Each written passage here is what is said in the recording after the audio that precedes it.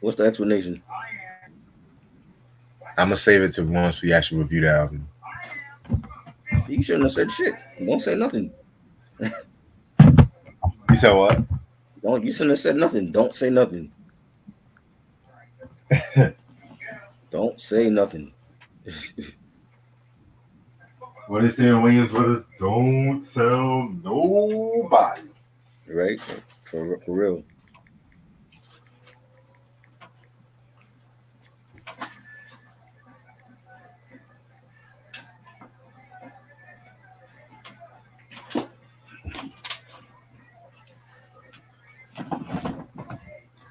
I was putting AJ on House Party and shit. Shout out to AJ. AJ never seen it. He's seen the first one, but he hasn't seen like all the other ones.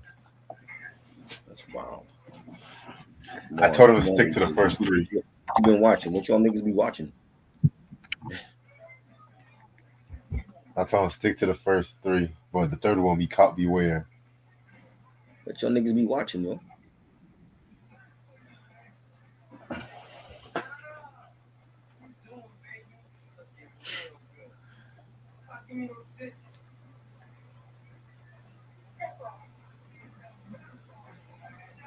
That's wild, man.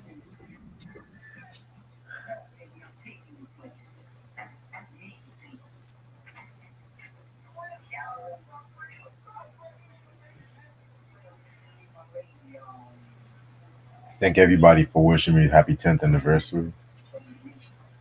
You already know, nigga. You're a veteran right now. You're a legend. You got to carry yourself like that.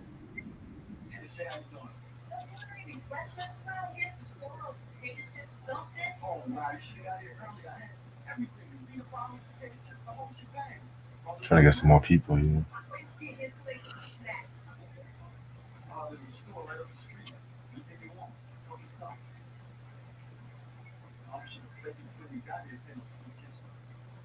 Nigga, it's a party. Huh? No, that scene at the house party when homegirls asking for snacks and he's like, "Mama should have fed you before you got here." I'm like, "Nigga, it's a fucking party and shit." My lord.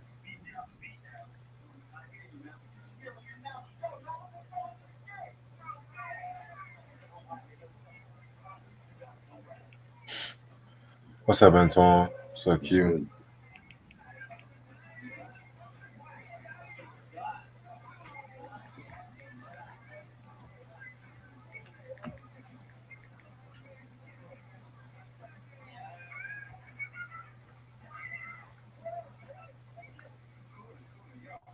Ooh,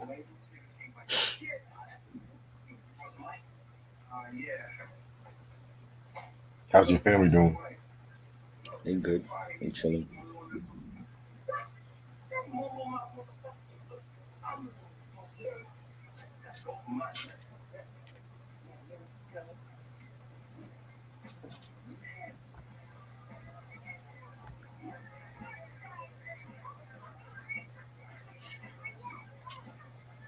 My day's been good, Q.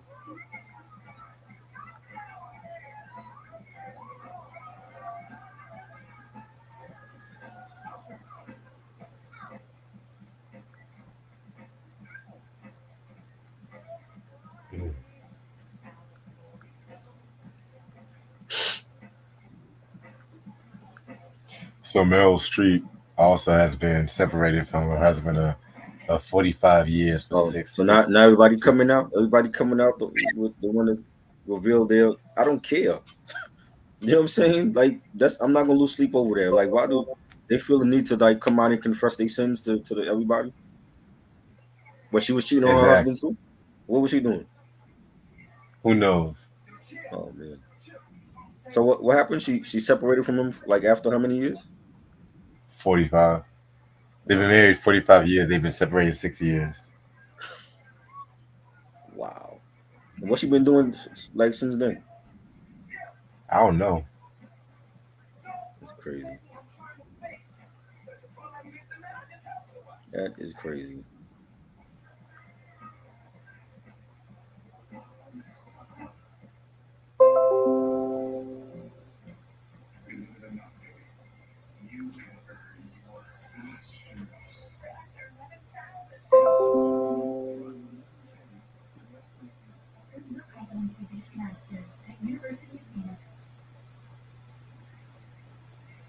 So what? She had an entanglement also, or what? You never know. Who knows? All right. You At never. this point, Yeah. who knows? Mike was good, yo. Mike. By the way, you got any of the Black Sheep albums? I know I got the second one. I got the first one. Perfect. But, the first one was the best. I disagree. Of course you do. You I ain't got no taste. I, Of course you're gonna disagree. I highly disagree. Get out of here. None of those songs on part two fucking with part one. You crazy? I highly disagree. Nope. Nope. The But production was evil. both were not perfect albums though. I had my The first issues. ones are perfect. No, you have no issues with the first one. Stop it. I You're have no lying. issues. You're lying with I yourself. have issues with both of them. Bullshit. Bullshit. You have no issues with the first one. Either you like it or you didn't like it. There's nothing bad with the first one. We'll talk about it. We'll talk.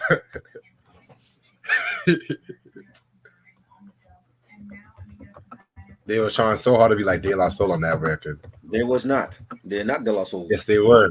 They No, were they're trying not. to be like De La. They Yes, was they not were. trying to be like De La Soul. Bullshit. You know why people love Native Tongue? Because every one of those artists were different in their own right. Nobody sounded alike. De La didn't sound like Tribe. Black Sheep didn't sound like Chi Ali. Moni didn't sound like Queen Latifah. Everybody sounded different.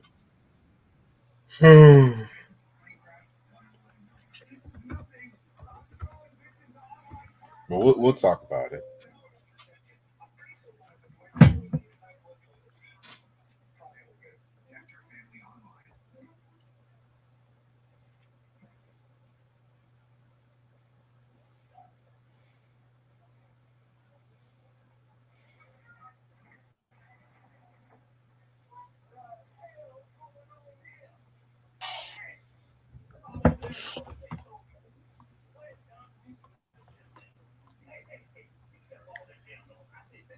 Yo, Maya, I definitely gotta talk to you tonight about some shit.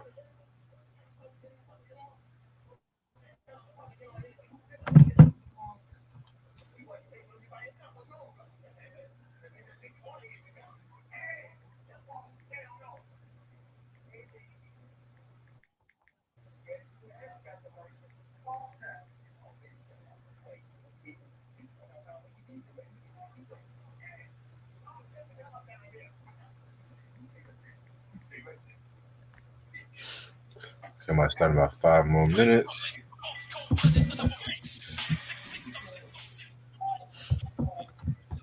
When yesterday got 6 CDs, Barry White's Icon is Love, Can't Get Enough, Weather Poor Black Market, Girl Washington Time Out. I've heard about a good half of those albums. The Barry White joints, Weather Report, I think I've heard that one, and James Brown Live at the Apollo 1 and 2, all classics.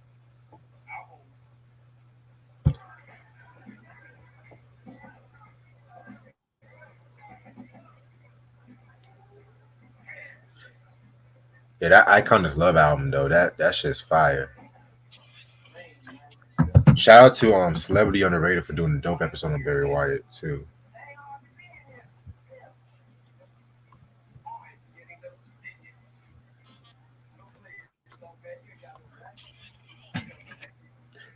I think I got a good amount of his 70s albums now, I think. That's what's up. Expect a lot of good R&B reviews this coming up weeks.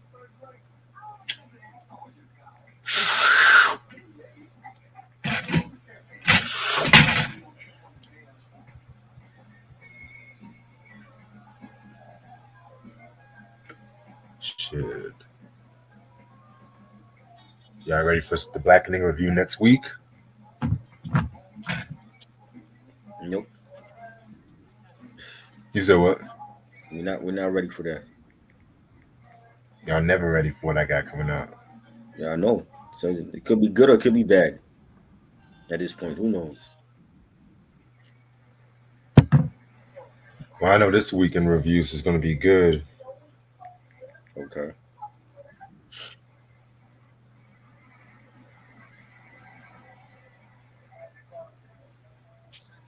Shoot. Perfect. By the way, I heard that new Rolling Stones album, man. You like it? All I'm gonna, you'll find out Thursday. We'll find out Thursday. I heard some tracks. I'm like, y'all niggas 80 years old and y'all still okay. 6 decades, Yeah, bro. 6 decades. Yep. It's like all the legends are coming out with great albums this year. Isley Brothers, I think, came out with an album this year. Smokey Robinson. Now the Stones came out with a very great album. Well, damn, I just spoiled it, right? But yeah, Nas, of course. Nas started it. Yeah, he started it. You know, he got the ball rolling. I have a strange feeling Jay-Z might drop an album either this year or next year. I don't want to hear nothing from Jay no more. He don't need to drop. Like you said, everything you could drop already. No, you don't need nothing from Jay. No, we don't need nothing from Jay. No, he can retire. You know. I feel like Jay still got it in him. Yeah. To say what? What is he gonna say? He still has a lot to say. He does have a lot to say. What does he have to say? Yeah. Like married life and stuff like that. You can talk about. He did that on 444. He did that on 444. What does he have to say now? Look how great of an album 444 was. That wasn't no great album. That was okay. Yes, it was. Y'all stay hyping that album. Compared, that album was not compared to Magna Carta and Blueprint 3. Those were trash. Well, every artist will have trash in their discography. He had his bad albums, a couple. Now, granted, 444 is not the same level as Reasonable Doubt, Blueprint, Black Album, Volume 2. It's not the same length, but as far as maturity and subject matter, it's one of his best. One of his most. He could have did that back in 2000s. He could have did that album. He chose not to. I mean, technically, he did with Dynasty. Technically, he did. Where? He had the first song on the intro track. Where have you been? He had that joint right there too. You know, he had a lot of personal tracks on Dynasty, especially Guilty of to Proven Innocent when he was talking about his court case. Did he get out of it unscathed? I mean, he was on probation, and we didn't hear shit from him since. So he was on probation. Snoop Dogg had a murder case compared to Jay-Z. You know, Jay-Z ain't kill nobody. Snoop Dogg was on murder. You remember when Doggy Style came out? He was facing like 1 year in prison. Huh? I wasn't born when Doggy Style came out. Oh, you wasn't born? Oh yeah, I forgot. Well, yes, he had a murder case back in the 93 when Doggy Style came out. Yeah, I know about that. Okay. Yeah, I know about the murder case because you said, "Do you remember when Doggy Style?" I was like, "Well, I wasn't born when Doggy Style came out." I was just being an asshole. Well, yeah, I'm ready to start whenever you are. Let's go. What's up, YouTube? How's everyone doing this lovely, lovely, lovely Sunday night? It's the best night to watch us. It's your boy Reg in the building. I got my homeboy Trial with me. Yo. Let me turn down this movie down a little bit. Might have to do a kid and play breakdown at some point. So today's another night of our Artist Sundays. This is going to be a pretty short one compared to the ones we talked about these last couple of weeks and months. We're going to do like the native tongues, but the same way how we did like the cold chilling, where we talked about all the cold chilling now we haven't talked about on this channel. We're going to do that same with a native tongue. So if you guys are expecting like Tribe Called Quest, De La Soul, Queen Latifah, we talked about his albums. I did some solo joints on those ones too. You know what I'm saying? So we're going to also talk about the ones we haven't talked about. Black Sheep's their only 2 albums. Jungle Brothers within 93 and I think the 97 album. And Shi Ali with his only album as well. So it's going to be 3 weeks of native tongues. And then after that, we're going to follow it up with Salt and Pepper. You know what I'm saying? So really, really, really can't wait for the Salt and Pepper one. Then after Salt and Pepper, we're going to end the year off with the Mariah ones, which I can't wait to talk about too. You know what I'm saying? So we're going to talk about Wolf in Sheep's Clothing that came out in 1991. And we're also going to talk about Nonfiction that came out in 1994. You know what I'm saying? I got the vinyl of this rare ass vinyl and shit too. Oh. Yeah, it's the actual one. Wow. You actually had it still available? All right. So Black Sheep consists of members dressed in Mr. Long. You know what I'm saying? They actually hold on, shit. They're actually coming from Queens, New York. You know what I'm saying? You know how we always fucking do. We talk about how we actually got into the group, of course. How did you get into how did you get into Black Sheep? I saw the video for Flavor of the Month that was on Pump It Up. Remember that show Pump It Up with D Bones? Yeah. And that was the first time I saw and heard of them was on that show. And you know,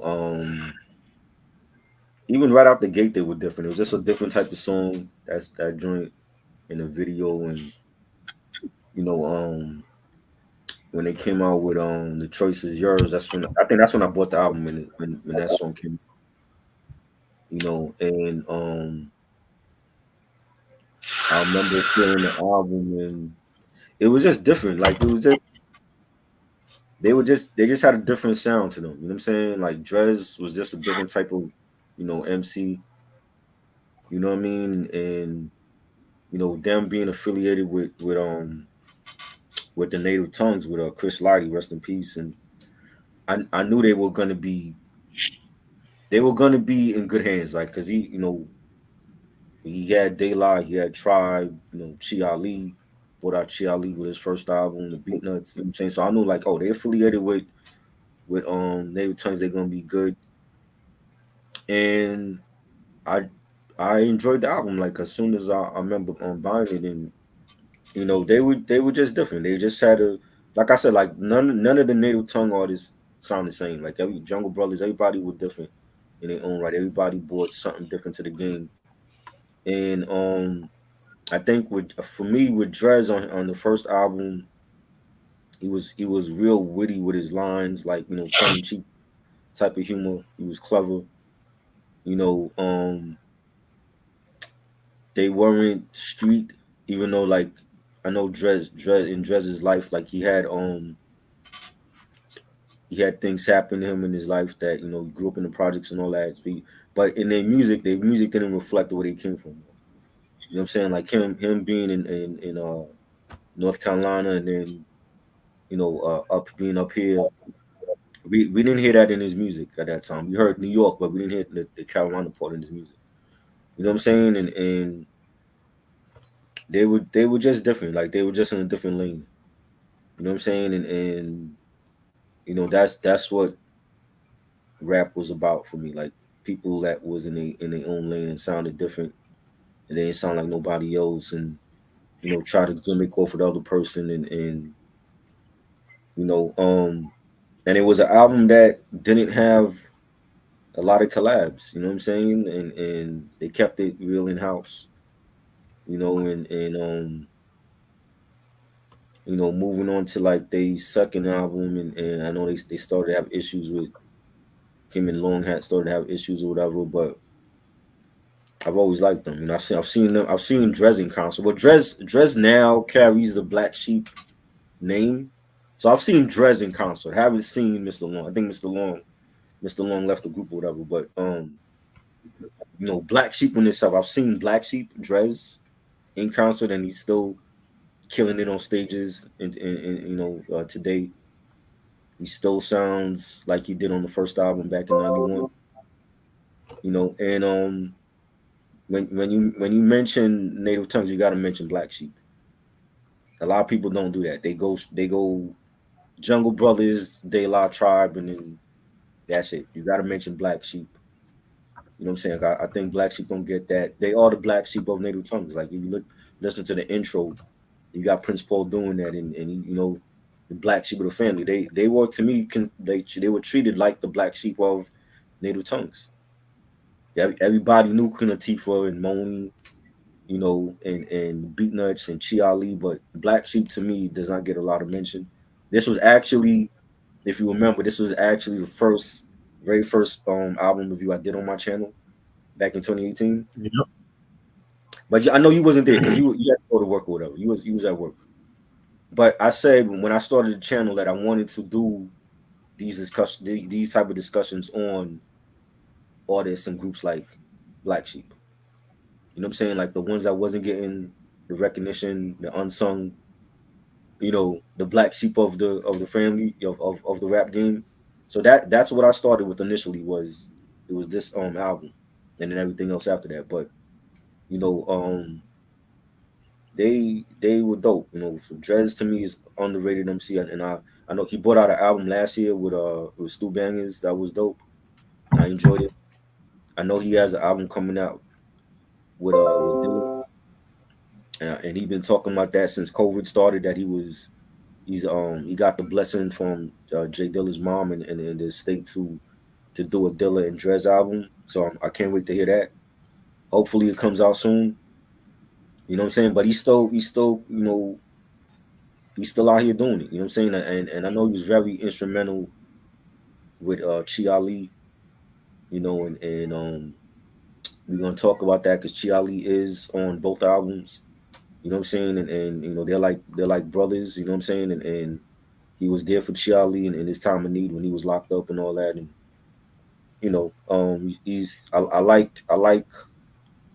I think he has a good character. I think Drez always been a stand-up guy.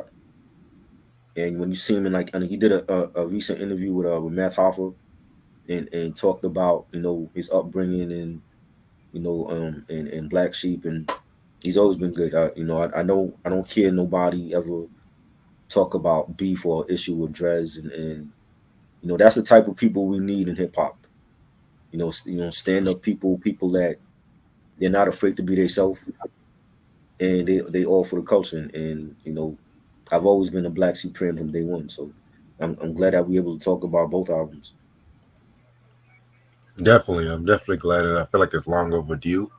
Yeah. To me, I got into Black Sheep. VH1 did this top 100 hip hop songs back in like '08, and this was one of the songs. I mean, The Choice Is Yours, where you visited, and I'm gonna get more into that when we talk about the record. That I heard that Jordan, I automatically loved it because it was just that beat, the style, the rhyming, and everything like that. You know what I'm saying? When it comes to Black Sheep, I definitely like them. They're not really among my favorites or my go-to when it comes to like the native tongues and everything like that. But I think native tongue, I automatically like go like Tribe, De La, like those are my top dogs and shit like that too. Or if I want a little something alternative, I just go to maybe, Queen Latifah's first two albums, or even Monie Love's only two albums as well too. Like I said before, the Jungle Brothers, they were a group I kind of got into way later. But Black Sheep, I definitely like them. Dress is definitely a dope lyricist. Miss Long, I definitely love his DJing, which I'm going to talk about that in a couple of tracks too. You know what I'm saying? But I'm not going to hold you. A lot of my love for them might come up in the most unexpected places, which we'll get more into when we talk about these two records and shit too. And another thing too is like as far as duos go, because in a weird way, I kind of compare them to Main Source. Which, spoiler alert, I might get some flack for this. Breaking Adams is slightly overrated. Oh my God. Why are you even on here? Why are you on here, bro? Just let me do this show. Just get off the damn. Here's the thing. Why would you even think that it's overrated? I love Large Professor. But he's probably the only reason why I like Main Source. His production is rapping. Well, the other two doesn't rap though, so I don't understand your argument. They did rap in a few tracks, but there wasn't no real rappers, nigga. Like Main Source is Lost Pro. Lost Pro is the face of Main Source. Yeah, it's the Large Professor show. It's literally the Large Professor show and shit. You know what I'm saying? And like I said, I like it, but I don't love it. But we're going to talk about that because that's a review. Oh my God, that's coming. It's an over. So what album they have that's good then? That's not overrated then. Now they don't have it. Breaking Atoms is their classic. It's a classic. It's a classic. But yeah. how's it overrated to you?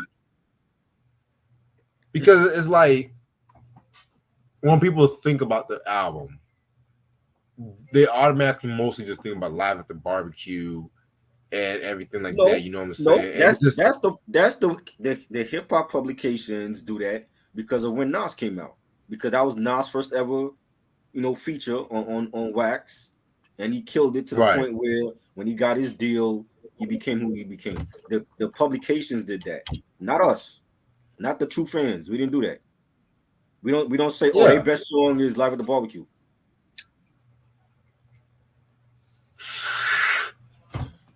But like when it comes to like people who say Main Source as a group, that they love them as a group, I just had to say like Large P kind of carried Main Source when they dropped the "Fuck What You Think" album. Oh, I think that was Shelled or whatever. I didn't care for that joint. I didn't care for that joint. But let's talk about this record right here. So Wolf in Sheep's Clothing. Oh wait, we forgot to tell who Black Sheep are. Okay, so for those who don't know who Black Sheep are, they are a hip hop duo that's coming from Queens and Brooklyn. You know what I'm saying? Excuse me, Queens. They consist of members Dress and Mr. Long, but they actually had their roots in North Carolina. Shout out to NC. You know what I'm saying? Shout out to them. You know what I'm saying? And the thing about that was the fact that Mr. Long was a DJ. He originally went by DJ Will, then switched it to Shorty Doo Wop and everything like that too. And he was mostly DJing in New York. Whereas like with Dress, at the other hand, was just a rapper and everything like that. He moved to North Carolina where he met Mr. Long as well too. You know what I'm saying? And when Dress graduated from high school in '85, he went back to North Carolina to do be in community college. And so, excuse me, um, they moved back to 1989 and everything like that, and pretty much they had formed the Black Sheep. And what had happened was they met Mike G from the Jungle Brothers and DJ Red Alert, and pretty much they liked what he heard. And what had happened was they were actually not a lot of people don't know this, but they were actually the first hip hop act to actually appear on the Tonight Show with Jay Leno after Johnny Carson's departure as well too. A lot of people don't know that. But Really? besides the point, I don't remember yeah, seeing that on it. that was when Jay Leno was starting off, and he wanted to get like a lot of hip hop acts in his show and stuff like that too, just to compete with Arsenio's ratings, because Gangstar did an episode and stuff like that too. You know what I'm saying? And him and Arsenio had that beef. Arsenio couldn't stand him. Yeah, yeah, I remember that shit. Letterman couldn't stand Leno too. So. I like how he tried to play like he was an innocent victim. Like, oh, I don't understand why Arsenio don't like me. I ain't do nothing to him. I like Jay Leno, but he can be a shit starter sometimes. People forget he can be a shit starter. The Dorito man, that's what he was. Yeah, but besides the point, they were managed by Chris Lighty, the late great Chris Lighty of Violator Management and everything like that too. And their first appearance on Wax was on De La Soul's Dead album, The Fanatic of the B Word. That's a very dope track from that album. That might be my second favorite De La Soul album. You know what I'm saying? That De La Soul's Dead. Yeah. Phenomenal album. Wasn't that the same year? Was that 90? Was that 91? That was the same year. That was the same year. Okay. So which came out first? It was De La or the Black Sheep album? I can't remember. Hold on. I know it was the same year, but they were De La Soul came first. Right. Yeah, De La Soul came then first. Black Sheep comes out in October. Right. Today's the anniversary actually for the Black Sheep album. Nice going, Today Rex. is? Yeah, today's the anniversary. Really? Yeah. Oh, I didn't even fucking know. Oh shit. Yep. Nice going, Rex. Yo, this is literally one of the first times when I literally just got it right on the nail, because I was just like, wow, okay, fuck it. Yeah. Antoine said Wolf Sheep album can't touch Breaking Atoms. I agree. I agree on that part. I like both of them. Yeah. But yeah, so they dropped the first album, Wolf in Sheep Clothing, in 1991. Ironically, on this day in 1991. So happy birthday to this album. Yes. Yep. They dropped this on Mercury Records. Singles albums known for are The Flavor of the Month, Choice is Yours, Strawberry Honey, and Similac Uh, Child. uh, Okay. Executive producers include Lisa Cortez, Dave Gossett, William McLean, and Dress. Yes, Dress actually did beats too. Guest appearances include Q-Tip, Chia Lee. Those are the only guest appearances on this album. Excuse me. So yeah, I don't got the album, but Try got the album and stuff like that too.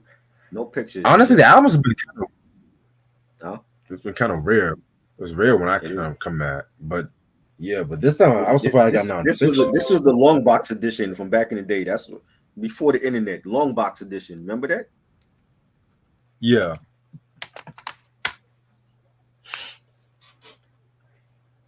yeah, I definitely remember that shit. All right. So besides the point, this album has about 22 tracks. You know what I'm saying? So let's get started with this. The first track is the intro, just pretty much them introducing themselves, talking about what is a black sheep and everything like that. Honestly, as far as intros go, this is actually a very dope intro. You know, I like the way they started this shit off with. You know what I'm saying? Yeah, nice intro. Love it. Oh, by the way, that's Prince. That's Prince Paul giving Yes. the poem. By the way, Prince Paul. So you already got that cosign, that verification that they are part of the native tongue crew. You got Prince Paul introducing them on the intro and saying, run for the hills and hide your hoes. They're, just giving a quick, definition of what a black sheep is, and they were like the black sheep of the native tongues, and I loved it. You know what I'm saying? I think it was a genius idea to get Prince Paul, you know, um, introducing them on this album. So definitely. By the way, a lot of the information I'll get from this album is going to come from, of course, this book right here, Check the Technique Volume 2. You know what I'm okay, saying? So, yeah, they like I said, if you guys like the Check the Technique series, you guys should know I prefer the second one over the first one. Because the first one, while it's still dope, they skip over certain tracks on certain albums, which kind of pisses me off because some of them tracks might be my favorite ones. This right, one, they might skip one or two, but they still talk about at least a good 88% of the album, which I can still dig. And the interviews are more well detailed. So a lot of my information is going to come from this book. Track number 2, You Mean I'm Not. Very, very, very dope track right here. It's like a short song slash skit. It has what's his name? I think like Dress rapping, but it's like a gangster rap parody. You know what I'm saying? And you're gonna hear a lot of those on this album as well too. A little side note about Black Sheep, not a lot of people know, but their first tour was actually with Ice Cube at right, the time too and stuff. And Ice Cube and Sir Jinx, they wanted to actually use this particular song for their live show because they loved it and stuff. You know what I'm saying? They ain't even take it as a fucking diss track. They said it was just parody and everything like that too. You know what I'm saying? And the Alan Levy from Polygram Records, he kind of took offense to this track and stuff like that too, because he pretty much was like didn't want to start no kind of issues with them too. And it's kind of funny how, again, they even said De La Soul was an influence on this track too, because a lot of songs on De La Soul is Dead definitely had like gangster rap parody, like Afro Connections. You know, I love that fucking record. But then you have Dress waking up talking about I had a dream that I was hard, and they just start screaming ah, you know what I'm saying? So right. yeah, it's a dope song, a little De La Soul esque, but in this matter, it's a good De La Soul esque. I mean, and I believe Dress on the skits for De La Soul is Dead too. He was on those skits. He was. You know what I'm saying? Because he has a distinctive voice. Like when you hear his voice, is you can tell it was him. You know what I'm saying? Yeah, I like the beat. The beat was actually a hard type of track. You know what I'm saying? I just thought Yeah, it was too short though. It should have been longer. Should have been a longer song. it definitely sounds like something that could have been on Sonic's Blood, Sweat, and Tears album that also came out in '91 too. Which Mhm. that's an album I definitely want to talk about. Definitely want to talk about at some point. Um, Next track, but in the meantime, very dope jazzy track. All my Boogie Down Productions fans, you guys should know that sample that they use and everything like that too. You know what I'm saying? Yeah, man, just has Dress, doing his thing, rapping in the signature style and everything like that. I fuck with this track. This is definitely one of my favorites. This is one of my favorites. Definitely love the beat, the bass line. It was jazzy. You had Dress on the chorus. Now in the meantime, I try to hawk one. I try to hawk one. In the meantime, loved it, and he was witty.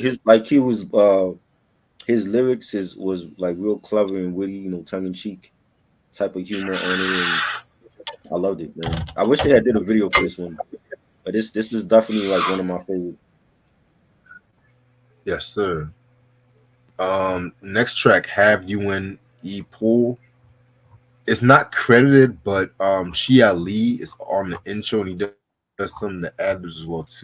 Um, this was actually, I think, the B side to The Choice Is Yours and everything like that too. You know what I'm saying? This one was okay. I was only too crazy about this joint right here. You know what I'm saying? It's just pretty much just them talking about their childhood heroes and everything like that too. You know what I'm saying? So this one was alright. Yeah, really dope. Beat and pianos on it, the horns, and yeah, Chiali on it in the beginning talking, and he's like, he wish he was Prince so he could pull all the honeys. He wish he was Michael Jordan. Michael Jordan was huge for a lot of us, even if we couldn't stand the Bulls. Like he was like, we looked at him like Dr. J. So him, and if you remember, he was rocking a pair of Jordans on his album cover. You know what I'm saying? So Michael Jordan was like a part of Right. hip hop culture, at that time, and you know, I thought it was a dope track, and even the chorus, Ba Black Sheep, have you any pull, or you full of shit trying to pull the wool. Loved it. I wish we had gotten a verse from Chia Lee on here. You know what I'm saying? Like, we needed a verse on here, but it's a dope track. Definitely a very dope track indeed. Next song is Strumble It Honey. This is kind of a controversial track among the group from what I looked up. Drez, he didn't want this song to be a single because he felt like The Choice Is Yours was a very hard track. He felt like this one was going to be like more commercial, and he didn't even originally want to go to the video shoot for this Uh, track because he wanted Similac Child, which was also single, to come out as the one after Choice Is Yours. But the mhm, label wanted to release it, and you know how that shit goes. You know what I'm saying? right, And the song actually was a hit among the dance charts too. You know what I'm right. saying? Originally the song was supposed to have been called "Strumble It Ho," but they had to change it for obvious reasons, of course. So the thing with this song is telling a story about you know um you go into the club and the club is like all pretty much lights out and everything, can barely see anybody, and you see this fine ass body, and you dancing with her, you feeling with her, and everything like that, and all of a sudden you get her number, and then next thing you know, when you try to actually see her in the light, she ends up being ugly as hell, so I mean, you Catfish. kind of cat catfish, yeah. Hmm. You hear songs like this popular today in today's era, but it's kind of interesting hearing a song like this back in the day. You know what I'm saying? This one was a pretty cool track. I know it definitely had another De La Soul is Dead kind of vibe to it. I love the way they use the SOS band sample. You know what I'm Yeah, saying? Very cool track. I love it. I you had like the familiar sample in it, and I remember seeing the video. I thought it was hilarious, and you know, that they're talking about real life shit. Like, it's happened to a lot of people where they go to a club, they might see somebody on the dance floor that's looking good to them, and then when they go up to them with the in the dark with all the club lights down, they realize, oh, they're not that fine like they thought they was. You know what I'm saying? And I thought it was a dope track. Dress saying, when you see a honey by the strobe light, like I hope you got good sight for honey that you see like a Shakespeare soliloquy, may or may not be all that. In fact, quite whacked with the girl that makes you stop tracks. So he's just talking about, me, seeing a fine ass chick at the club, or what he thought she was fine, and then when he sees her face, it's like the his mom was playing tricks on him because of the strobe lights in the club. So I thought it was great. Right, definitely. Next song we got is "Are You Mad?" This is kind of like an interlude. Spoiler alert: I actually like some of the interludes on this album. Believe it or not, Hmm. Okay. um, this might be my second favorite interlude. It's just them like in like this press conference kind of. By the way, that's Chris Lighty and the Violators also on the interlude too. They're talking about how people asked her, "How come you don't do songs uplifting blacks and everything like that?" And just was talking about we only do songs that we are familiar with, the subject matter we're familiar with, and everything.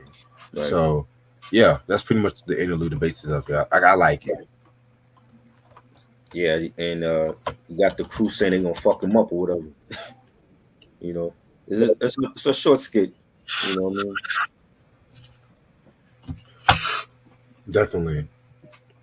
Next song is "The Choice Is Yours," not the version you're familiar with. This is actually the original version. I'm gonna be very honest. I never liked this version. Me Never neither. liked this version. Never liked this. Never liked this I one. never liked the beat. I mean, Dress lyrically did his thing. It's the beat I just don't fucking like. I felt like it was a bit too basic. Right. So I'm gonna save my thoughts on the remix later.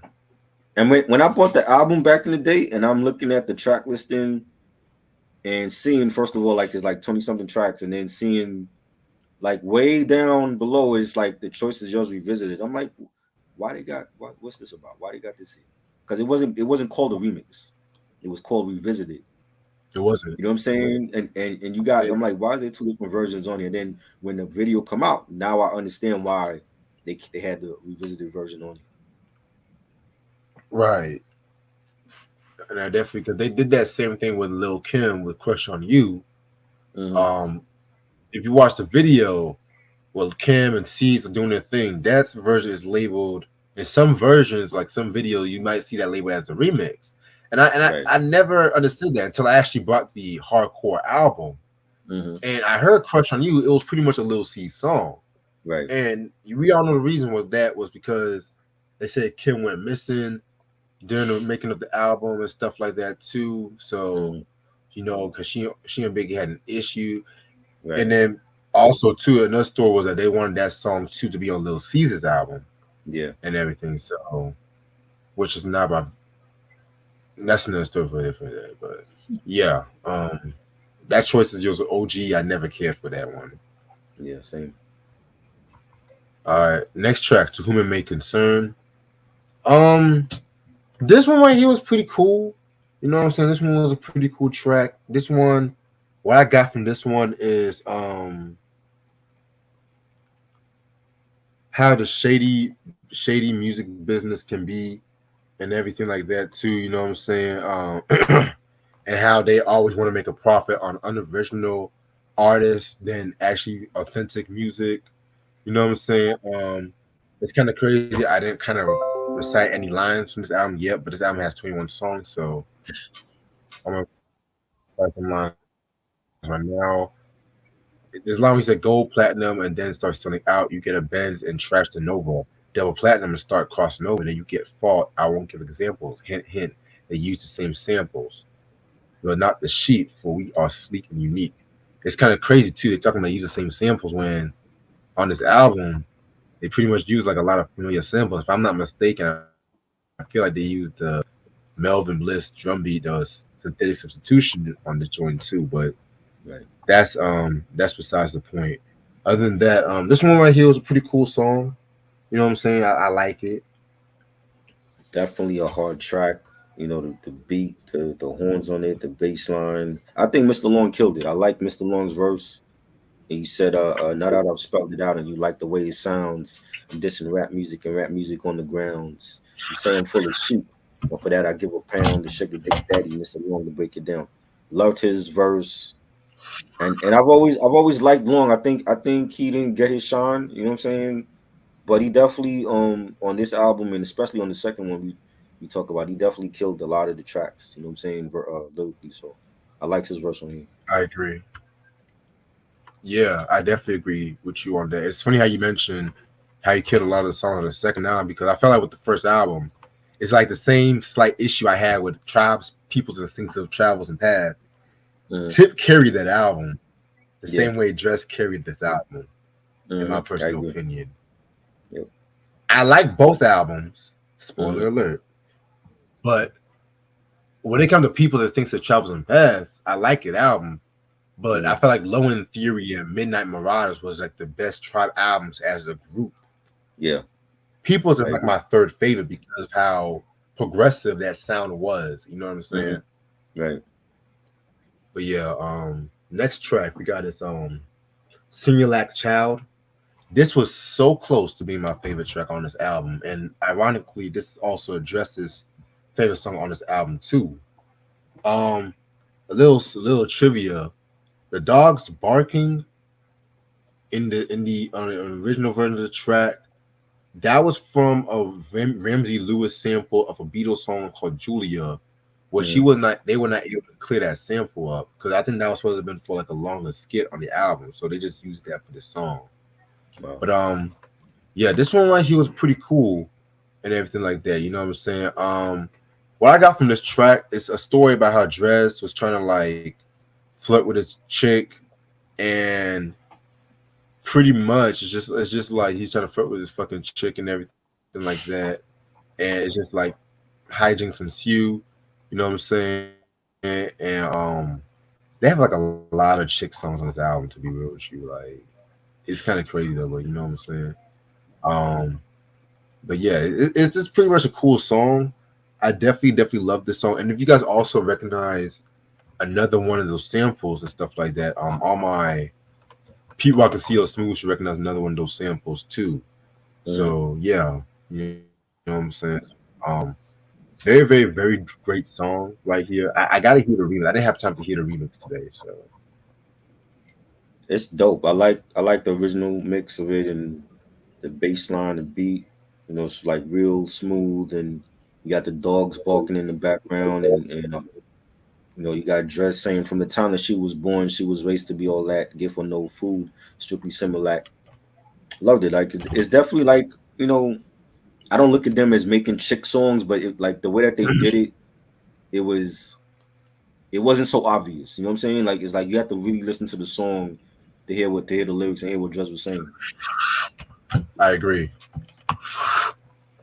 That I have to agree with you about that because they did it in a way that they were playing it. They were abstractual, Right. but they weren't over your head abstractual. You know what I'm Right. saying? It was like very poetic how they did it. Hmm. Hmm. Saying so, I'll explain more when the album is over, review is over. Antoine saying Gangstar sample jazz music. Yeah, yeah. All my Gangstar fans also should know about that. I need to get my hands on that No More Mr. Nice Guy album. That album's so hard to come by. Right. Next track is Try Counting Sheep. This is another track that's pretty decent. You know what I'm saying? Um, it's just pretty much them going in on the mic. Yeah, I didn't really write too much on it. It was pretty decent. Definitely a dope track. I love the beat for this. It was jazzy. You know, the horn arrangements on it was good. Definitely. Now, flavor of the month. Oh my god. This track right here. One of the most classic songs in my opinion when it comes to their discography. You know what I'm saying? Even though I personally feel Raekwon did the concept better 4 years later on Ice Cream. I'm just gonna Right. keep it a buck. This joint right here was so fucking ill. Ironically, this was actually the last song that they did for the album and everything like that too. Not a lot of people know that, and it's kind of crazy. It's kind of crazy too because when people heard this track right here, they thought that this song was. They thought that they were throwing shots at Kane, according to this book right here too. You know what I'm saying? Um, because like Mr. Long, I think he said some shit like, "Let me see what kind of flavor I want. Do I want vanilla or do I want a taste of chocolate?" Mm-hmm. And Kane dropped Taste of Chocolate, his third album. You know what I'm saying? Spoiler alert, my least favorite Kane album, to be real with you. Um, but at the same time, people also thought that they were dissing Vanilla Ice, which they admitted they were dissing Vanilla Ice, no question about it. Which Right. let's add that to the group of everybody who threw shots at Ice and Hammer, but that's another story for Well, another day. who was thinking that? Like at that time when this song came out, nobody was thinking that. Like, oh God, they just a Big Daddy Kane's album, and we didn't think that back then. It was just a dope ass song. Right. Yeah, man. But other than that, this one right here, it's a very, very dope song. You know what I'm saying? Just comparing women to ice cream flavors. Yeah, this one right here definitely next to Choice is Yours, probably their second signature track. Herb Albert, did he play on it or did they sample his song? I heard that he Sample. actually played on the song though. Really? Yeah, like when you remember the video, right? That's not him in the video with the Really? I with the heard he horns. sampled was a sample. Okay, so they sampled the song, but there was a rumor that he actually played on the song. It's Like, been a while. Yeah, it's been a yeah, while. okay, yeah, I love it. I think it's a Oh, great song. you said it was a rumor?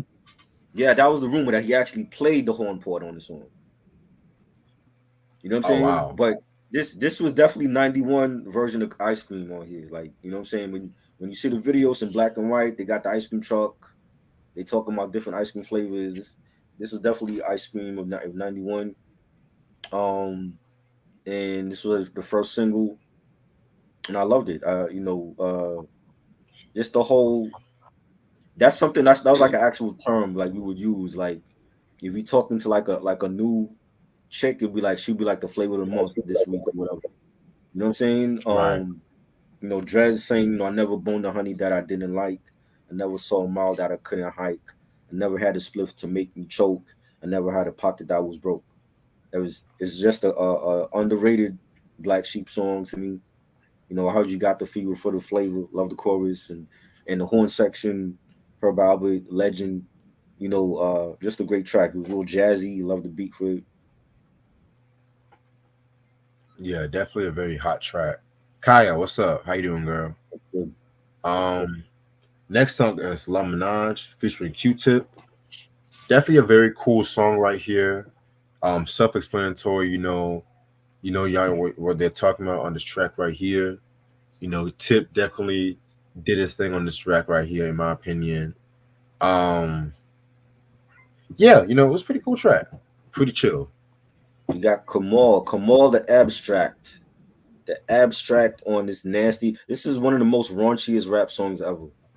That they talking about having a threesome with a chick, and there's girls and guys moaning on this track, and this is like one of the most raunchy songs. It's something I didn't expect from to hear Q-Tip on a song like this with Black Sheep, and the shit that they were saying on here, and I love Mr. Long, like the end of Mr. Long's verse where he's like get like when he's like passing it off the Q-Tip and he's saying, I didn't eat her or read her, just beat her, Benita, and then Tip comes in and he says, Tip and sugar dick, blazing trails of evil, long got the felts because I sure enough got the needle. I put them on the arm that protrudes like a stick and live up to your label, Mr. Long Sugar Dick.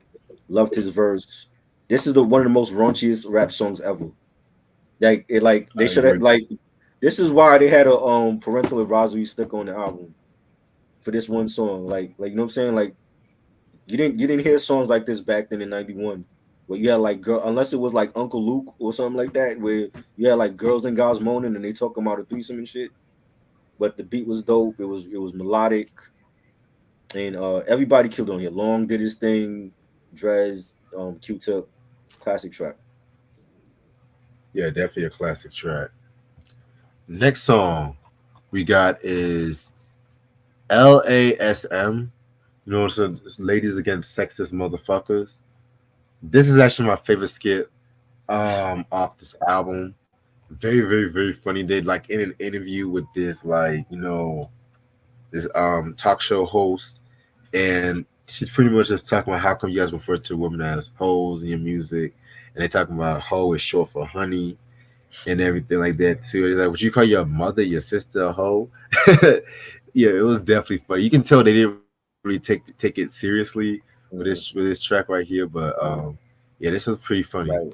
And she the lady was asking Long like what's the difference with North Carolina and New York, like the different lifestyles, and Long is like, down in North Carolina they say, tractors, rakes, and hoes, and up in New York is just hoes.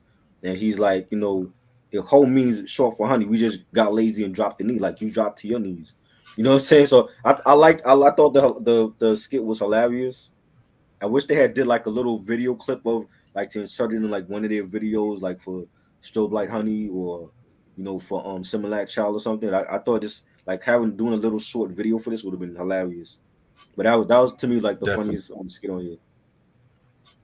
yeah, I definitely agree with you on that part. Next track, "Give Me the Finger." I didn't care for this track. I'm gonna be real with you. I like the beat for I this. got it. It was, I like the beat for this. mm, it was alright. I got it. It was just a middle finger to all your haters, but I don't Yeah. really care about how they did this track. Honestly,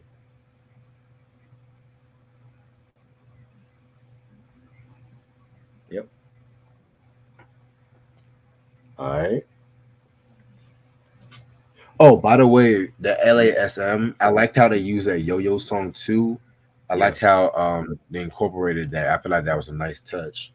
You can't play my yo-yo. Um, yeah, you can, yeah, Yeah. especially with Yo-Yo being who she is and shit like that too. You know what I'm saying? Right. Track number 15, "Hoes We Know." Um, I like this one a bit better than "Give Me the Finger," but still not really one of my favorite ones. The beat on this one was dope though. Yeah. Definitely, it was real jazzy type of track. Love the beat on this. Yeah. Next song we got is "Go to Hell." You know what I'm saying? This is a skit, another skit where it's like he's trying to catch a cab. He's trying to catch a cab to the Bronx, and he pretty much can't catch a cab. The cab was like, I was like giving him some whack ass excuses and everything like that too. You know what I'm saying? And it kind of leads into the next track. Again, another very dope skit. Yeah, I mean, he was racist. The Arab cab drivers, he didn't want to take Drez uptown. He didn't even want Drez in his cab to begin with. And Drez is like, you're not even gonna drive me back home. He's like, nope. And then the cab driver ends up getting a beat down at the end of the skit, which is what they Yeah, this is that's what they did. A lot of the cab drivers, the racist cab drivers in New York City, did that a lot. Like, why they say it's hard for a black man to catch a cab in New York, because that's what they were doing. They would drive right past us. You know what I'm saying? So I've seen it. You know what I mean? And that's a real thing. yeah, I definitely agree with you about that It's shit. a lot different. It's easier now with Uber, but before, now they wasn't stopping for no black man in the city. Hell, some Uber drivers don't want to come to certain neighborhoods at night. Right. That's another thing too, right? If you say you in the projects or something like that, they're not coming. They're gonna be like, you gotta meet them up the Right. block or some shit. Right. All right. Next song is "Black with No Vision." Very great song right here. This is a very political song where it's talking about the life of black men in the country and everything. You know what I'm saying? Yeah, Drez and Lauren definitely did their thing on the joint right here and stuff like that too. You know what I'm saying? I love the line when he says, Washington, my prints are wrinkled, and they let me go. I know not where I'm going, so I know when not to. When I know not where I go, my people give me money, but the money is much too low for me to meet the match of present day. So I still need more dough. You know what I'm saying? It's just like, and he also said, interview and application leads me unto frustration and duration of my time is spent in lack of occupation. So very heavy song. This might be like one of the most socially conscious songs, probably the most socially conscious song on this album. Yeah, definitely. I love the beat. The bass line for it. It had like a jazzy native tongue sound to it. Drez saying, lack of vision makes the vision product, no ambition. Lost my wish and broke a dish, so now I'm wishy washy. And he had lines like that in the song, but it's probably like their most like socially conscious song on the album. Really, you know what I'm saying? It wasn't playful. Right. It wasn't about the women. It was like a real more serious tone type of track on here. Definitely. All right. Next song we got is Past the 40.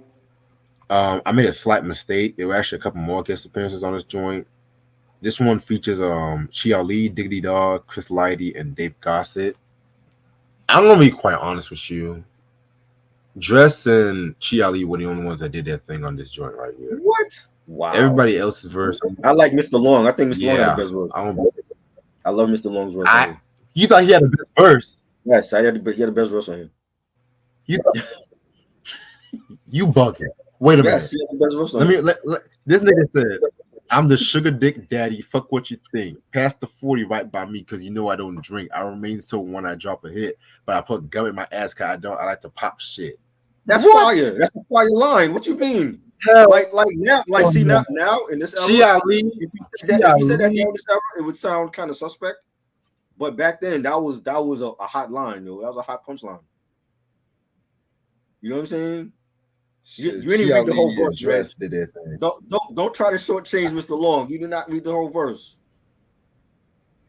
Well, I can read the whole verse. He said, and when it comes to boning on Mr. Erecticity, hoes come by the crib for a free hysterectomy. I've got a dick that I brag about. I put it in fast and I drag it out. Girls be the special friend, see, because your man suffers from suicidal penis envy. That's a fire verse, Reg.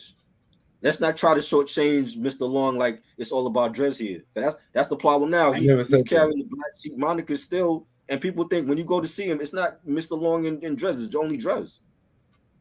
Mr. Long did his thing. Yeah, dope verse. I like this verse more than Dress and Chiali. Like, ain't too many times I'm gonna be saying that. Well, Chiali gonna drop one album. You know what I'm saying? So he ain't got a lot to argue about. You know what I'm saying? But between Dress and Long, I think Long had the best verse on here. It was a dope beat. I like that. Chris Lighty, God bless the dead. Chris Lighty dropped a verse on here. His joint was all right. You know, It was I liked alright. it. Respect. All right. Next joint, Blunted 10. This one right here was just Dress rhyming over like a beatbox and everything like that too. You know what I'm saying? Like this one was pretty dope too. You know what I'm saying? So yeah. This was dope. A beatboxing joint, and Drez killed it. It sounded like he was freestyling, and he said, "A got a 9, got a shot, got a catch 22. I'm damned if I don't, and I'm damned if I do. Fighting over cities, how they fighting on my block. Over there's liberation, over here is for a rock." I loved it. Just a dope acapella beatboxing type of track. No instruments, just beatboxing, old school hip hop, classic. Definitely a classic track. All right. Next track, For Those That Slept. Very dope DJ mix right here. You know what I'm saying? This one they used the Millie Jackson "Fuck You" symphony sample, and then the way they mix that Curtis Blow Christmas rap and Troy on that too. You know what I'm saying? Fuck you, fuck you, fuck you, fuck you. That's dope. That shit is hot. Yes. You know what I'm saying? So yeah, this one right here is very hot. One of my favorites on the That was Mr. Long that was doing the cutting and stuff. Yeah. That's dope, man. You had a DJ cut on here for Mr. Long, and He showed people how he got busy on the ones and twos, and it was dope. He had like a disco old school beat to it, and I loved it. Definitely. All right. Next song. The choice is yours for Visited. I was very hesitant, but this is actually my favorite song on this album. Keep it a buck with you. Ah, come on. You This is know, your favorite song on the album? I was very That's hesitant, but this is that's so actually my favorite. cliche. This is your favorite song on the album. Out of all the other songs, you got 22 songs on here. That's your favorite song on the album? Wow. Yeah, yeah. I Okay. mean, this might be one of the few times a signature song it's a favorite song on the album, but yeah, this is my favorite song. I feel like this one right here captured the right energy of the group and everything like that. The beat was just perfect as a hip hop anthem. It definitely blew the original out the water, in my opinion, and stuff like that too. You know what I'm saying? I do admit I'm kind of tired of hearing it in random commercials. You Right. know what I'm And saying? But movies and shit. yeah, but I can't deny this one right here. I mean, my favorite line, of course. Hold on, I gotta read this shit. It's You can get with this or you can get with engine that. engine number On the engine New number York 9 Transit on line. the New York Transit line. Mm-hmm. If my Yeah, train my goes off train the goes track, up. pick it up, pick it up. Back on the scene, crispy and clean. You can try, but then why? Because you can't intervene. We can be outcast. I was like, you were just going in on that joint right there. You know what I'm saying? So like, again, my introduction to them definitely is my favorite track on this whole album. Classic, hip hop I classic. feel like we shouldn't even discuss this song. Like you should supposed to know this song. If you're a hip hop head, you're supposed to know what this song is and the impact it had. You know what I'm saying? Like I'm not even quoting nothing. It's a Right, classic song. If you don't know it, then you don't know hip hop. right. I definitely agree. Next track is Yes. Um, this one right here, this was like a little short, little interlude slash outro and everything like that too. You know what I'm saying? Mr. Long, just doing a quick little verse right here, and then Dress did his own thing too. So yeah, this one was alright. It was a pretty nice way to end off the album. Once again, Mr. Long killed it. Loved his verse. He said, "Now they say they get live, but the sugar dick is lava, in and out of any situation like MacGyver. I diss you on the rhyme, diss you on the cut. Have you on the dick so much there's no room for my nuts. Forget rapping, you nerds are herbs. Just get a job and run my dick to work." He killed it, man. I loved his verse on here. Definitely. All right. Overall, this is a pretty interesting album and everything. You know what I'm saying? I definitely feel like looking back on this album now, I definitely like some things I did not like when I originally heard it. You know what I'm saying? Like I do feel like there was like a lot of De La Soul esque kind of songs, but not all of it was bad. You know what I'm saying? Some songs kind of grew on me a bit. You know what I'm saying? Production was very good for the most part too. You know what I'm saying? Surprisingly, I did love the skits on this album. I feel like the skits was very funny, was very unique. I just feel like it could have cut out a few tracks, in my opinion. You know what I'm saying? I feel like 22's tracks was a bit too long and everything like that too. But at the same time, what I call this a classic, I say it's an arguable classic. You know what I'm saying? Like I'm more of a fan of the second album, but which we'll talk about that. But I feel like this one, if you're really into the native tongues and you want a good introduction, I would definitely listen to this one. I'm gonna give this album 4 mics. I love it. I think it's one of the most underrated hip hop albums ever. The production was great. The songs for to hold down a 20 something track album and not have a shitload of features and have like their own crew, Chris Lighty and Chi Ali and Tip on there, and you know what I'm saying. Drez had his clever, witty, philosophical. I feel like Drez and Long are like outcasts. They're Big Boy and Andre are very different, but they complement each other. Drez and Long complement each other, but they're different. Like when you listen to Long, he's more like straightforward rhymes. More like street what we called roughneck back in the day. Dreads is more witty, so philosophical. He has clever lines to make you think. You know what I'm saying? Right. And I love the song titles, and like they had like the abbreviated meanings, black with no envy, and have you any pull, and just keeping within the black sheep concept of them being a part of the native tongue family, and without mentioning the choice is yours. I still feel like the album is phenomenal. Many great tracks, but in the meantime, and Similac Child, Strobe Light Honey, To Whom It May Concern, La Menage, and I think it's a classic. Definitely five mics for me. And I love this album more than the second one. So for me, you're getting five mics. Highly underrated. Interesting. I don't know if I would call this album underrated though, but It is underrated because it doesn't get the same type of mention that they mention all the other albums that people consider classics. You know that. How many times, especially when it comes to native tongue classics, how many times you hear people mention this album with Thief of the High Rising or Midnight Marauders? You know what I'm saying? Or Queen Latifah's classic. So you know what I mean? They don't. yeah, They totally overlook them. They overlook the beatnuts too, and they part of the native tongue. When we talk beatnuts, we talk about a production, but as far as the albums, when was the last time people mentioned Street Level being a classic? Or Stone Crazy? The Intoxicated Demons EP. They don't mention them.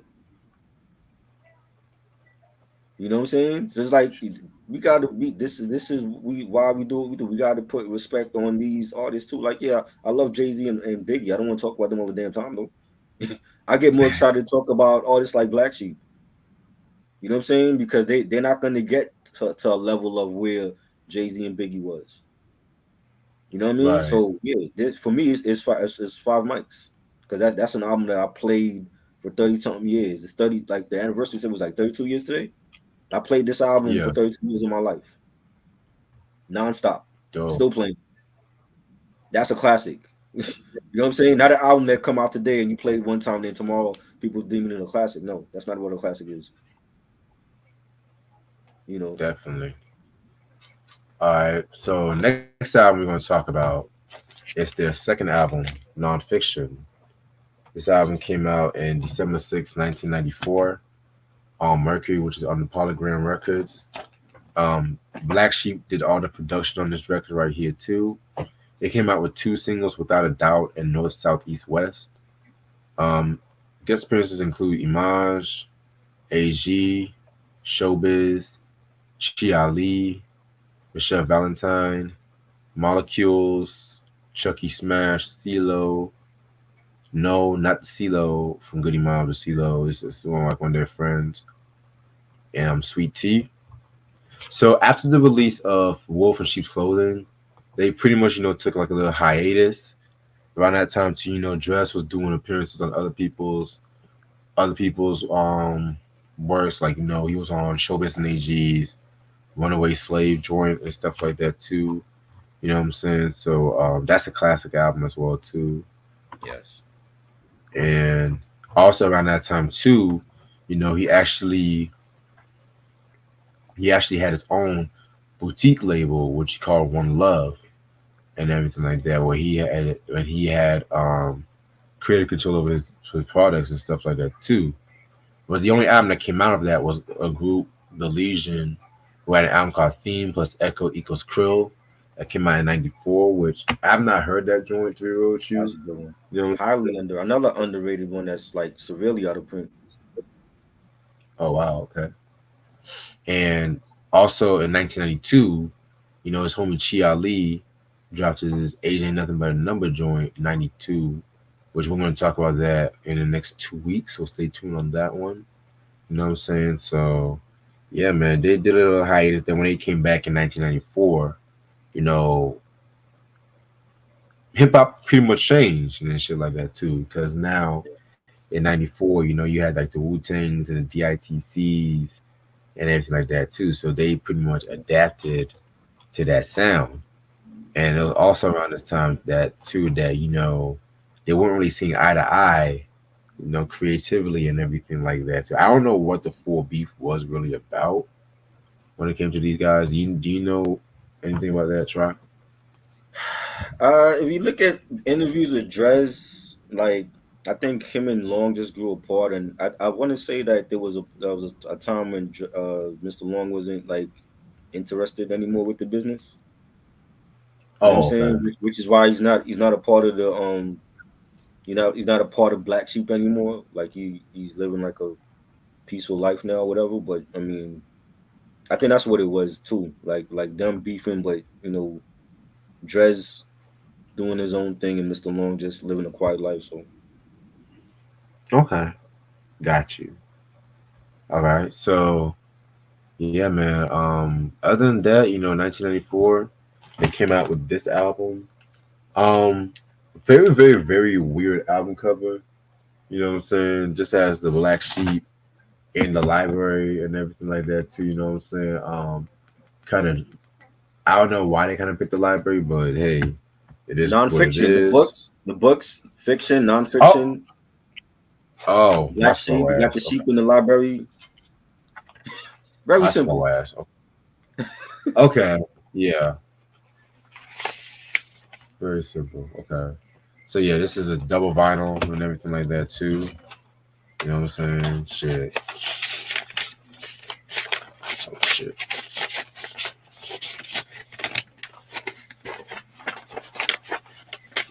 Easy to come out, not hard to come in. There we go. All right. So this album has about 17 tracks. I'm gonna get started with the first one, with like it's called Nonfiction Intro. Nice way to kick off the album and everything like that too. You know what I'm saying? It definitely has Brother Arthur from the Nation of Islam. Welcome to listening to nonfiction and everything like that too. You know what I'm saying? Just like what they did with the Wolf and Chief Clothing This right. He explained the whole concept of the album. Very, very, very 1994. They're just talking about, they based their shit off reality and everything like that too. So yeah, I love this one. Yeah, it had like a neo soul type of sound to the intro, and you had the what's his name, brother something, Brother Arthur. brother Arthur. He was describing like um what Black Sheep meant to the group in itself, and black is the color, it's the culture, it's the conscious and the connection with the creator, and the sheep was a follower, but it's the main shepherd. And I like the way that he broke that he broke down that definition. It's almost like him saying like it wasn't a bad thing to be a black sheep. You know what I'm saying? Whereas Right. with Prince Paul meaning was more like side eye. You have to side eye him. It was like what you trying to say about them? Like, you know what I'm saying? Prince Paul version was like more raw, more like, you know, they're like the black sheep and of the family. Like you can't trust them and shit. You know what I'm saying? But I like brother Arthur's meaning, like embrace being a black sheep. Don't look at it as a bad thing. You know? Right. Yeah, I definitely agree with you about that. It definitely had like a more organic feel to it. Yeah. Um, Track number two, autobiographical. Very dope track right here. This might be one of my favorite tracks on this album. It just has Dress talking about how, he was upbringing in New York and then coming to live in North Carolina for a bit. By the way, they were in Sanford, North Carolina, which is literally like down the street from where I stay at. Oh And wow. then, going back to New York again and everything like that too. You know what I'm saying? Like the beat definitely sounds like something you would have heard on Diggle playing his Blowout Comb album, which is actually my favorite album from them. You know what I'm saying? Yeah, this one right here was very, very, very dope track. Love it. It was okay. I like the beat. It was alright. It's not one It of was my all right. favorites right here. You're gonna see it's a very different. It's gonna be a very different discussion from the first album to this one. Cause for years I never liked this album, and then I'm like, let me see. let me hear it again. Maybe I've changed my stance on it. We'll see. It's a dope album. That's what you say. It's it's a dope album. You I you know prefer I this one more than the first one. I can already tell you I prefer the first one over this one. But my take on it, we'll see. We'll see if it's different after all these years. All right, all right. Well, track number three is BBS. You know what I'm saying? I don't really know what you really think of this record right here. You know what I'm saying? I mean, it was okay and everything like that. You know what I'm saying? But I didn't even know what to think of it. I didn't know what to think when I heard this album, but that's a different story. The beat itself was cool. It was jazzy. You know, that's about it. I like the beat for it. So you just like the beat. Yeah, I feel you on that. I feel you. Um, Next track we got is motherfucking City Lights. Very, very, very great song in my opinion. Very funky and everything. Mr. Long did the majority of the track right here. Just only came through the end and everything. So yeah, Mr. Long definitely did his thing on this record. yeah, he killed it. Definitely. This was a fire joint right here. I love the beat for this. Had that boom bap, DITC sound, the horns, the bass line. Mr. Long is underrated. He didn't get his props. He getting his props tonight though. He definitely killed it. Loved his verse. One of my favorites on here.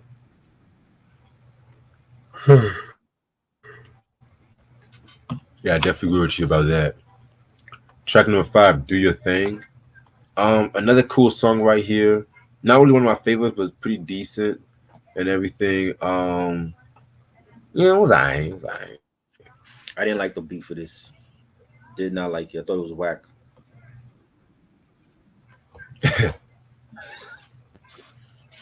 Respect. All right, next song is Effect featuring Showbiz and AG. A very, very, very, very, very dope posse cut right here. You know what I'm saying? It's kind of crazy too because even though it says Black Sheep produced this one, it definitely sounds like a Showbiz beat. Yeah, You know what I'm saying? I don't know if it's just me. yeah. But yeah, I feel like AG and Dress definitely did their thing on this joint right here too. You know what I'm saying? I love the line where AG says, "Niggas is heated because I'm making a buck. Yep, I succeeded, and ain't no time for no eco tripping. Me and my homies are all for one and one for all. So let's see who's flipping." You know what I'm saying? It's pretty cool track. This was dope. This should have been a single. Like to have Showbiz and AG with Black Sheep, they should have been a single. It do sound like a Showbiz produced track. Love the beat for that. AG setting it off. He killed it. Another highly underrated MC. He said you dissed the brother show. It makes me wonder. You put him to the test and watch the brother molest the SP 1200. Used to rhyme on calls and acapella. Now I'm doing shows forever, but I was always a good fella. Loved it, man. He definitely one of my favorites on this album. Definitely. Next song is Freak Y'all. She Ali does look a little cameo on the interlude and everything like that too. Dress definitely killed this track right here. This might be one of my favorite tracks on this album. You know what I'm saying? Just pretty much him going off on the mic, going crazy. Definitely. Yeah, I love this one. Yeah, dope track. Enjoyed it. Dress killed it. You know, he says, contrary to popular, sheep won't play the pop, and if it comes to weed, we won't tell it to stop. You see, that's what we doing. I know for sure that I'm a razor sharp witted black entrepreneur. This is a dope track. I love the beat for this. This was fire. So we get into some good stuff now. You know what I'm saying? This is a little banger. Yeah, definitely. All right. Next track we also got is Gotta Get Up. This is another dope track right here too. You know what I'm saying? I love that fucking beat. Definitely love the strong boom bap beat on this joint right here. You know what I'm saying? just pretty much, him talking about he gotta get up, gotta guys get his shit together and everything like that with little braggadocio kind of styles and stuff too. So yeah, I love this one. Love the beat. It sounded like there's a flute on it as well. The little flute melody was dope. Drez killed it. He said, I think I think niggas best not blink because they stink, and I'm looking at them pretty in pink with a passion. I want to put a gash in your ego. Your flavor's artificial, a goddamn placebo. Fire. Definitely. All right. Next joint is Let's Get Cozy. Wait. Yeah, Let's Get Cozy. Um this one was okay. I like the beat. It kind of it didn't fit the album. I'm gonna be real with you. It didn't really fit the album, in my opinion. You know what I'm saying? Just in terms of production, it it kind of reminds me a little bit of Brand Nubian's Nubian Jam, a little bit though. But yeah, this one was alright. I loved it. I loved the beat. The Slick Rick sample. Mr. Long again getting his props. He killed it to me with the verses. They got it's a sex joint. He said, come on, big pussy, come and get some without haste. Your time I won't waste. But if you want to taste, bring your neck brace. I'm extremely long. Slow down, you'll choke fast. Tip so big that Heimlich maneuver couldn't save your ass. Loved it. But I thought it was a dope track on here. Understandable. Track number 10, Me and My Brother. Me and My Brother. Um, yeah, man, this one right here was pretty cool and everything like that too. You know what I'm saying? Just both Dress and Mr. Long doing their thing on this one. So yeah, pretty cool. I like this one. It was okay. Had an okay beat. Respect. All right, next joint, North, South, East, West. Um, yeah, man. Again, this was a single out the joint right here. Pretty decent track. Not really one of my favorites as well too, but yeah, it's pretty decent. This was a dope joint, and I like the lyrics that he's talking about in here about how niggas is like TV niggas and they do shit for TV, and he's like telling the kids like, yo, like take your little asses inside and go watch Boney and shit. And he said, leave your guns and knives at home. Black, that's all I'm asking. I like to go to jams and not see bullets spark. So we can go to some hip hop shows in public parks. A lot of devoters and promoters are scared of rap, but we can all come together clever and say bull crap. That's very important because there was a time when you couldn't do free rap show in the park. You couldn't do that. Look how far hip hop has come 50 years, and they having free rap shows in public parks now without no incident. You know what I'm saying? Like that was not a thing back in the 80s and 90s. You couldn't do it. You know what I'm saying? So Right. and this is an album that came out in what, 95 this came out? Back then that was unheard of. 94. Now you having free summer shows, free rap concerts in public parks, and nobody's killing each other. And it's beautiful to see. Yeah, I definitely agree with you about that part. All right. Next joint, Peace to the Niggas. Um, very dope song right here. Another one of my favorites on this album. It's just talking about how people should bring unity and peace to the hip hop game as well too. You know what I'm saying? Very jazzy beat and everything. So I love this one. Yeah, it's a great track. That's the one I was talking about with Mr. Long talking about, doing performing rap shows in public parks without no incident. You know what I'm saying? Yeah, definitely. Next track is Some of the Time. Love this fucking record and shit like that too. The way he's saying this song, it's also sound like he's saying summertime, but he's actually saying some of the time. It kind of definitely has like a very R&B crossover joint feel to it too. You know what I'm saying? Yeah, this is definitely a nice little laid back kind of joint. I love this one. Loved it. Dope track. This should have been a single. I think this should have been the second single on the album. with what's the girl group, Amaje or something like that they call. I believe Yeah, that was Drez's group. I saw Drez in the interview say that he discovered them or whatever, and they had an album come out like during the 90s that it went nowhere. They didn't promote it, but I think this should have been the second single on this album. And I thought it was dope. It was radio friendly. But it still sounded like a Black Sheep joint, and I like Mr. Long's verse. He said, "When I rhyme for the summertime, believe I can bring more relief from grief than the icy man. Be it your front yard, your stoop or porch, like the Kakalaki and sun, I'm guaranteed to scorch." So I thought it was dope.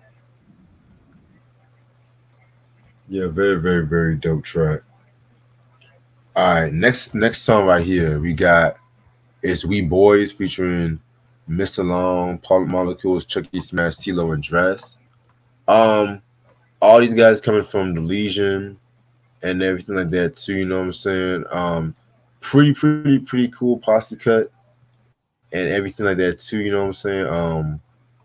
Yeah, Dress definitely ate this one in my personal opinion.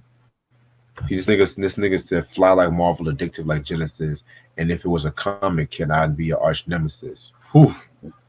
So yeah, this one was pretty ill. Yes, this was a banger with the Legion, dope collab. I like both Drez and Long on this. Um, Drez said, what you say? He said, old school like elementary Watson. I rocks on, I mocks none, and you can't take my spots. And one hand's above all the shit stains, so hit yourself in the ass, bitch, and give yourself some brains. And Mr. Long did his thing. He said, sometimes I carry a Glock and other times an eagle, and my dick's so damn big that shit should be illegal. Went from a fade to a fro to my ball cut. I run with real niggas now, and the rest are but. I loved it. I thought it was a dope.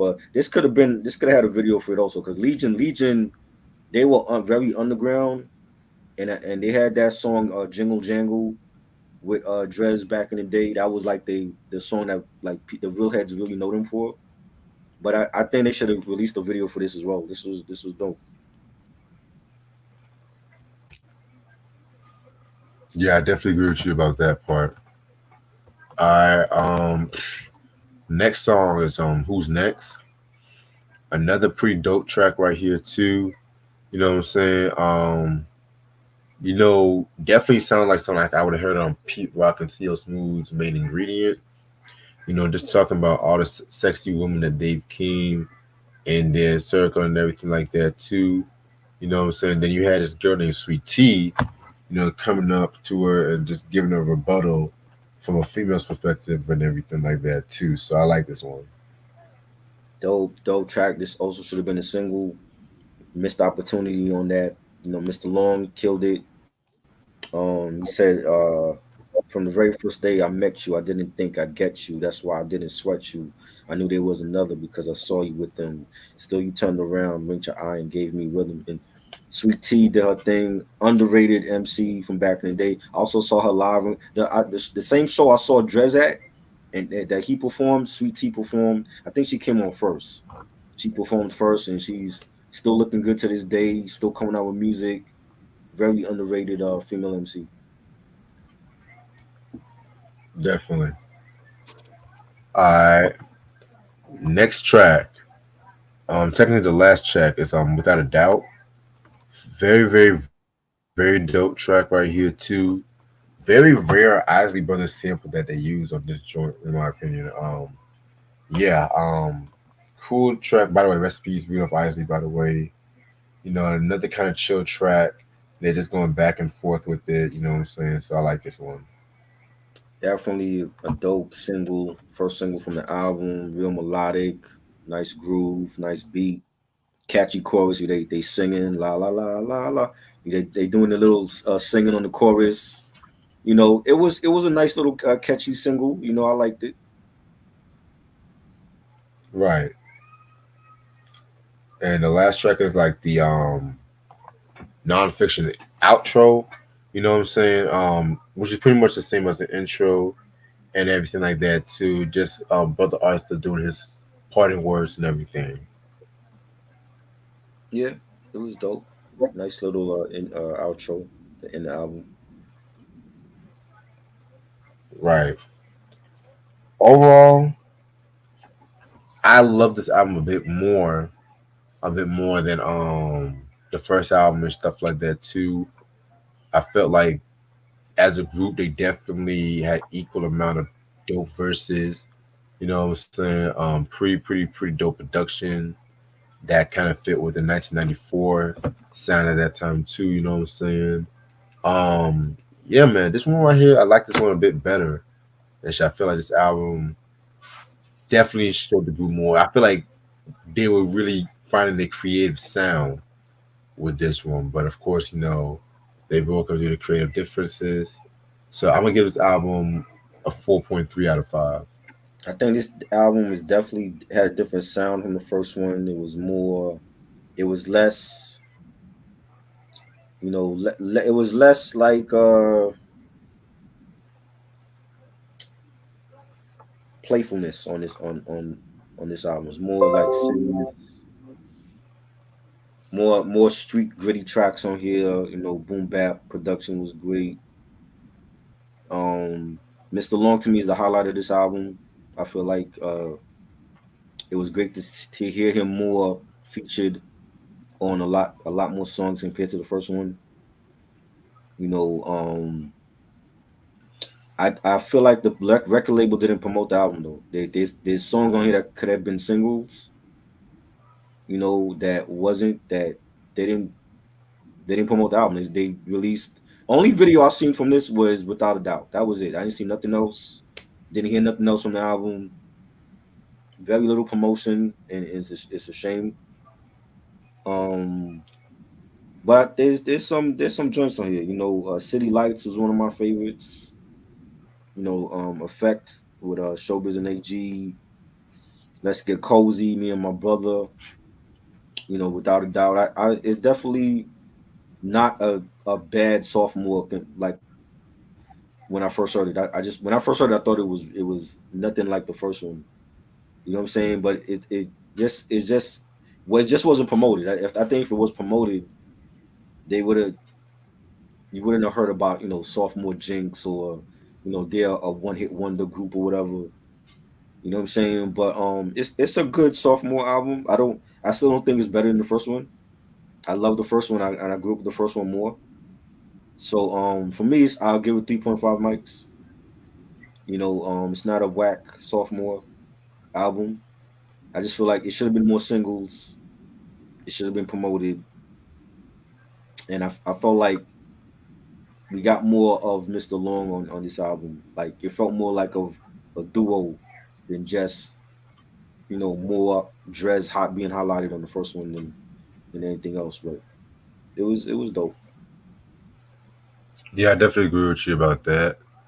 Um, I'm actually gonna end off this video off right here because I got some stuff I gotta handle tonight. This has been pretty fun, going over the Black Sheep discography and everything like that too. You know what I'm saying? Kind of sucks that they broke up, but that's what happens and Well, I shit mean, like like I that said, too. Black Sheep is still going on. It's just Drez that's the face of Black Sheep now. Like Long is not in the picture anymore. Right. But is it really Black Sheep without Long? That's what I'm saying. Like, is Flavor Flav? If Flavor Flav was gone from Public Enemy, is it still Public Enemy without Flavor Flav? You know, That's a good question. it's just Chuck D doing his shitty solo albums, but that's a different story. Sure.